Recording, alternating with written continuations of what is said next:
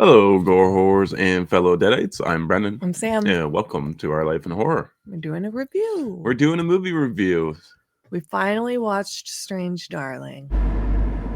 Are you a serial killer? What did you just say? Yes, so Strange Darling was just released physically, I believe, on Tuesday. So we picked up a copy. Yeah, we did not get to see it in theaters because it wasn't really playing near us. I can't remember what was playing at the same time, but it was just like stacked for like 2 weeks. Yeah, and we just it's one I really wanted to see because, well, Kyle Gallner's in it. The trailer it looked great. Yeah, so we just didn't get to, but I'm glad we finally did. It's not what I expected. Me neither, which was great. I didn't know what to expect, to be completely honest. We'll start spoiler free, but first I'll get into cast and director. So director is JT Molnar. Box office was 3.8 million. Willa Fitzgerald and Kyle Gallner star in this. That's funny. The synopsis: nothing is what it seems. When a twisted one-night stand spirals into a serial killer's vicious murder spree. Okay, that's a good description. Yeah. I did not know what to expect going into this because, I just didn't. For a horror thriller, this is probably the first time I've seen this type of storytelling used. Not saying that this storytelling hasn't been used in other genres of film. It's just the first time that I've seen it done in a horror thriller, which was extremely refreshing. It grabbed my attention extremely fast. It had me questioning what was going on throughout the whole movie. Yeah, definitely. The style of how they told this story, I'm trying not to say any spoilers. I like that things don't quite go in order. It's a non-linear storytelling. Yeah. What else can I say? I thought the shots were really cool, and the cinematography was good. Good. It was good. It was good. It was great. It's a mixture between good and great. Had a good music. The questionable performances were really good. The acting. Oh, acting was excellent. Yeah. By both leads. I have a negative about this movie, but it's kind of a personal negative. It gave me a lot of anxiety. I'll get into that in the spoiler section, though. I have a musical choice that's a negative for me too, but that's a personal thing as well. Okay. Yeah, I don't want to give it much away. I think you need to go into this one blind. Okay, well, absolutely go into this blind. Like, the trailer is very, I want to say, misleading. Don't do any research on it. Yeah, absolutely. Go as blind into this movie as you can. Should we get into a rating right now, or we'll wait until after? We can do a rating if you want. We'll do it after. After? Yeah, okay. Okay. Because it's kind of hard to talk about without spoiling it. So, yeah. This is your spoiler warning. If you have not seen Strange Darling, absolutely go check it out. It is available to rent on streaming platforms. I'm pretty sure this is going to be on Amazon Prime, I think. I haven't looked it up, but if not, you can buy it physically. It's a VBS Films, and your local Walmart will have a copy of it. So absolutely go check it out. Support this director because I think he's got a lot of potential. Yeah. All right. So you've been warned. Go watch the movie. Come back. Check out the rest of this review. Okay. Spoilers. I fucking hate Love Hurts. Oh, the song? With Ozzy Osbourne. Fucking hate it. That's hilarious. And I think Rob Zombie ruined it for me because it's used in both Halloween movies, and then now I just can't unfucking hear it. Okay. And I hear it all the time on the radio now, and I don't know what it is with me and Ozzy Osbourne songs, but I hate Crazy Train too. Yeah. Just change it immediately, but keep Love Hurts out of my fucking horror movies. Would you rather listen to Love Hurts or the Beastie Boys? I know he hates the Beastie Boys. It depends, I guess. Depends on the scenario and the film. Okay. I thought Willa Fitzgerald was amazing. But she's also super unhinged. Yeah, which is great. It was great. Okay, so I had a lot of anxiety with the drug use. Yeah. I can't handle movies like it was in Mads too, right? It's when the movie really focuses on the usage.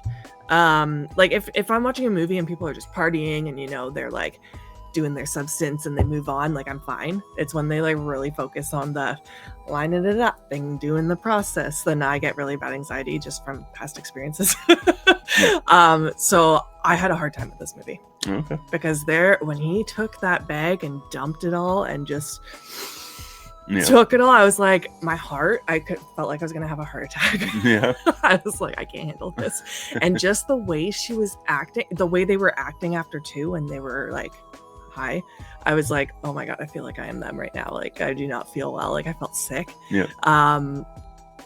And how unhinged she is gave me so much anxiety. I don't know, just the way she was acting, even that long. I'm bouncing around here from scene to scene. I'm sorry. That's okay. I'll get focused. I'm just the scene at the end where she's in the car and she gets shot, and there's that long drawn out scene of her dying. Yep. Could not handle it. No. Fuck, I don't think I'll watch this movie again. Oh, okay. And it's not that I didn't like it. I just don't think I could sit down and do it. Okay. Anyway, that's the anxiety. Kyle Gallner was great. Absolutely. Yeah, I just did not expect this to be the storyline. Like this almost starts out with like, well, first of all, it starts off with her running and he's chasing her, so we just think he's like the killer, obviously, right? But then when we get down to what's actually happening, it almost starts out with like a fetish.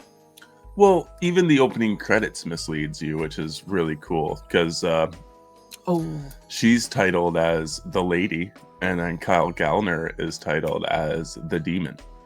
Right. In the opening credits. I forgot about that. Yeah, so I was like, oh, okay. Then I'm like, they're not holding any bars. Like, we know what's happening. I've seen the trailer.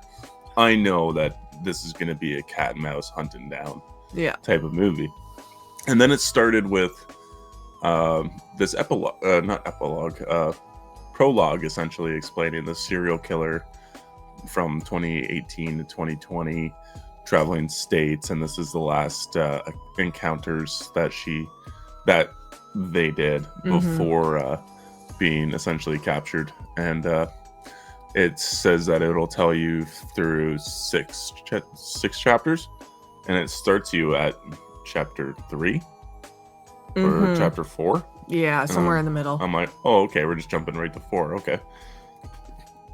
And then it jumps back and forth. So this movie is very Quentin Tarantino-esque or Guy Ritchie, because they also like to use this non-linear storytelling a lot.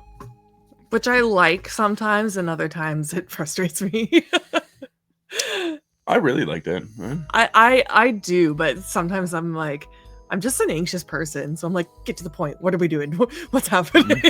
Like, I need a straightforward. Yeah, that's just my personality, though. I wonder if you'd like any Quentin Tarantino's movies. I saw one in theaters, and I just can't even remember what it was. Oh, okay. It was years ago. I haven't seen a lot of his stuff, I don't think. Yeah, because they're all like non-linear for the most part. There's Is Death Proof done by him? Yep. Yeah, that's next on my list to watch. Yeah, that's also, I believe that's non-linear. That's one I want to see because everyone raves about it. I almost put it on the other day, but Okay. I'll get to it. His foot fetish is strong in that movie. Okay. Fun. Yeah, in every one of his movies, there's shots of feet, women's feet. That's funny. But yeah, so I really appreciate that use of storytelling here and how it makes you question what's happening on. I think it grabs you immediately and throws you into the story, and then you're constantly trying to piece together what happens. And then once one event happens, I kind of figured it out. What's that? Remember, we're in spoilers. Yeah. Once she kills the old man, I was like, oh, roles are reversed. Okay. I was like, why would she do that? I'm like, what happened between then and there? Like, what could it possibly have been? I'm like, maybe she's just the killer, and like he's chasing her because he's figured it out. Yeah. Okay. Yeah, and then we get like the motel room scenes where we think he's turning on her Mhm. and is the killer, but then she says like a safe word. So Snuffleupagus. Mr. Snuffleupagus. So tense, because what you've been led to believe this whole time from the trailer is that he's hunting her the entire movie, Mm-hmm. which ends up to be true, but from a different point of view. So, like, you think you're just sitting there and waiting for him to turn into this killer. You're waiting for the shoe to drop, right? Mhm. From everything you believe. I actually was watching this watching this video about not about the ticking clock, but Alfred Hitchcock's theory on film, where there's a bomb underneath the table and you have people having a conversation, and you show the bomb and you show there's a timer on it, but the audience knows that there's a bomb there, but we don't know. So you're just waiting for it to, you're waiting for us to either figure it out, or you're waiting for the bomb to go off or something like that, and how it creates such amazing tension. Mm-hmm. That trailer did that for this movie, Mm-hmm. and you don't even know it, which Mhm. is what I really like. Yeah. Because you're expecting him to become the killer. Like, that's just how it's entirely marketed. Yeah, it is. So I like that switch. I had zero idea that it was going to be her. Yeah, me too. So once we start figuring out, so yeah, we're led to think that he's going to be the killer because he turns on her in the bed, but then there's the safe word. And then more of the night gets shown to us. Like, she shows him the baggie of drugs. Mhm. I don't know what words we can say on YouTube, so I'm always like trying to tiptoe around my words, but Yeah. and then she obviously gives him the other substance. Again, being careful with my words. I think you can say what that is. Can I? Yeah, I think so. Okay, well, if you've seen the movie, you know what it is. Okay. So yeah, he's like, he loses all his like balance and everything, or his, He loses basic motor functions. yes, he's just like drooling out in the hall, and I'm just like, oh, poor guy. Mhm, yeah. And she's just freaking psycho. Yep. Like, I'm trying to think like how many people she did this to. Yeah, it doesn't really say. No. Like, Um, is like he her like 10th one, or like, Yeah, and I was wondering why the hunt was on for her. Like, he clearly tried to find her and get set up into the situation. mhm. It just seems that way to me. So I'm wondering if he like lost a partner to her, or a family member, or something like that. There has to be some other motivation for him to be trying to find her, or was it just complete accident? He didn't even know. What do you mean? Like, it feels like he intentionally was going out and trying to do these one night stands with these girls in order to find the electric woman, the Oh, electric lady. Sorry, yeah, I have no idea. I don't know. I just kind of got that vibe that he was on this vendetta. Oh, I kind of just thought they were just hooking up. Yeah. Yeah, I don't know. I didn't catch on to any of that. I thought it was just a one night stand. Could have been two. You can definitely read it both ways. I think Yeah. it's just that you're not given a lot of information on backgrounds, No, so you, not at all. you kind of have to fill in the blanks for yourself. Like, I think that like, he says on the phone to another detective that he's gotten himself into some trouble.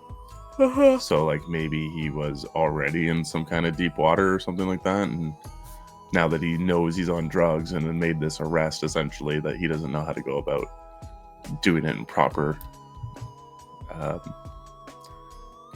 I don't know how to say that, proper ways, Yeah, I don't know. protocols, proper protocols. That's it. Yeah, I didn't think he was in trouble before. I thought maybe he's like, well, he's like an ex junkie, I'm assuming. Like, he probably has